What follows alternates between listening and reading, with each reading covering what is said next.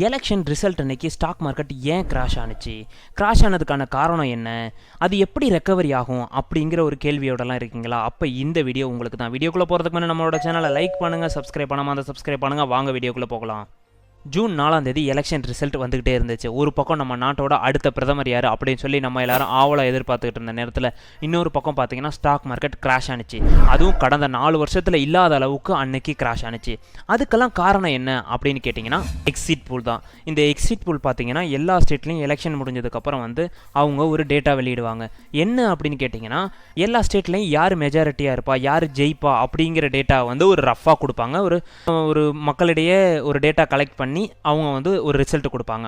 So அது எல்லாமே பார்த்தீங்கன்னா பிஜேபிக்கு ஒரு சப்போர்ட்டிவாக தான் இருந்துச்சு. ஸோ அவங்க தான் பார்த்தீங்கன்னா அடுத்து ஆட்சி அமைப்பாங்க, அதுவும் தனிப்பெரும்பான்மையோட ஆட்சி அமைப்பாங்க அப்படிங்கிற அளவுக்குலாம் எக்ஸிட் போல் கொடுத்துருந்தது. ஸோ அதனால பார்த்தீங்கன்னா எல்லாருமே ரொம்ப ஆவலோட சரி அடுத்து பிஜேபி தான் வரப்போகுது, ஸோ அவங்க இப்போ எதெல்லாம் கான்சன்ட்ரேட் பண்ணாங்களோ அதில் தான் திரும்பி கான்சன்ட்ரேட் பண்ண போகிறாங்க. ஸோ அவங்க பார்த்தீங்கன்னா அவங்களோட பாலிசிஸ் பெருசாக எதுவும் மாற போகிறதில்ல அப்படிங்க எல்லாருமே ஓரளவு முடிவே பண்ணிட்டாங்க பிஜேபி தான். ஸோ அதுக்கு அடுத்த நாள் என்ன நடந்துச்சு அப்படின்னு பார்த்தீங்கன்னா அதுவும் எலெக்ஷன் ரிசல்ட் அன்னைக்கு அவங்க எக்ஸிட் போல் கொடுத்ததுக்கு ஆப்போசிட்டாக அப்படியே நடந்துச்சு. ஸோ பிஜேபி எங்கெங்கெல்லாம் மெஜாரிட்டியாக ஜெயிப்பாங்க அப்படிங்கிற ஒரு கருத்து கணிப்பெல்லாம் தாண்டி அது எல்லாமே அப்படியே ஆப்போசிட்டாக இருந்துச்சு. ஸோ அதனால் பார்த்தீங்கன்னா மார்க்கெட்டும் கிராஷ் ஆரம்பிச்சிருச்சு. ஏன்னா ஆல்ரெடி பார்த்தீங்கன்னா இவங்க ஜெயிப்பாங்க, ஸோ இவங்க இதில் தான் அவங்களோட கவனத்தெல்லாம் செலுத்த போகிறாங்க, இந்தந்த இண்டஸ்ட்ரீஸில் தான் அவங்க ஃபோக்கஸ் பண்ண போகிறாங்க அப்படின்னு சொல்லி எல்லாரும் நினச்சிட்டு இருந்தப்போ இதுக்கு அப்படியே ஆப்போசிட்டாக வந்துச்சுன்னா என்ன நடக்கும்? ஸோ அடுத்த கவர்மெண்ட் வந்துச்சுன்னா அவங்க என்ன பண்ண போகிறாங்கன்னு தெரியாது. அது மட்டும் இல்லாமல் இவங்க தனியாக இப்போ கிடையாது, இவங்க பார்த்தீங்கன்னா ஒரு கூட்டணி கட்சியோட தான் இப்போ ஆட்சி அமைக்க போகிறாங்க. ஸோ அப்போ அதோட பாலிசிஸ் எப்படி இருக்கும், ஸோ அவங்க எந்தெந்த மாதிரியெல்லாம் போவாங்க அப்படிங்கிற எல்லாமே பார்த்தீங்கன்னா ஒரு மாதிரி வித்தியாசமாக தான் இருக்கும். ஸோ அதனால பார்த்தீங்கன்னா மார்க்கெட் பார்த்தீங்கன்னா அதுக்கு ஆப்போசிட்டாக ரியாக்ட் பண்ணுச்சு. இந்த மார்க்கெட் ரெக்கவரி ஆகுமா ஆகாதா அப்படிங்கிற அடுத்த கொஸ்டினுக்கு வருவோம்.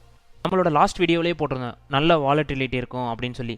ஸோ இது பார்த்தீங்கன்னா ஷார்ட் டேர்மான ஒரு வாலட்டிலிட்டி தான், ஒரு ஷார்ட் டேர்மாக தான் இருக்கும் இதோட ரியாக்ஷன். லாங் டேர்மாக போக போக அது அப்படியே ரெக்கவரி ஆயிரும் மார்க்கெட். ஸோ லாங் டேர்மாக நல்லாயிருக்கும் அப்படின்னு சொல்லி பல ரிசர்ச் சொல்லுது. இப்போ ஷார்ட் டேர்மில் இது பெருசாக இருக்காது அப்படின்னு கேட்டிங்கன்னா அவங்க இப்போ தான் அமைச்சர்லாம் தேர்ந்தெடுத்து ஸோ அவங்க என்ன பண்ண போகிறாங்க அப்படிங்கிறது அவங்க இதுக்கப்புறம் தான் பேசுவாங்க. ஸோ அவங்க இதுக்கப்புறம் ஒரு பாலிசி, இதுக்கப்புறம் ஒரு பட்ஜெட்டு, ஸோ இதெல்லாமே ரிலீஸ் பண்ணதுக்கப்புறம் தான் தெரியும் ஸோ அவங்க எந்த மாதிரியான பாத்தில் போகிறாங்க அப்படிங்கிறது. அப்போ பார்த்தீங்கன்னா கொஞ்சம் கொஞ்சமாக மார்க்கெட் பார்த்தீங்கன்னா அந்த லாங் டேர்மாக அது அப்படியே ரெக்கவரி ஆக ஆரம்பிச்சிடும்.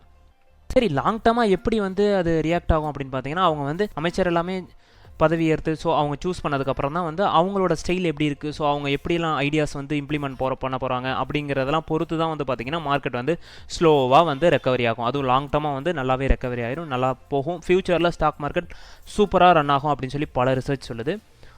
இந்த அன்சர்டனிட்டியான டைமில் ஸ்டாக்கை பை பண்ணலாமா கூடாதா அப்படின்னு பார்த்தீங்கன்னா லோ ரிஸ்க்கு உள்ள ஸ்டாக்ஸை நம்ம எப்போதுமே பை பண்ணலாம். ஹை ரிஸ்க்காக இருக்கிறது பார்த்தீங்கன்னா ரொம்பவே ரிஸ்க்கு, ஸோ அதனால் அதை பை பண்ணக்கூடாது.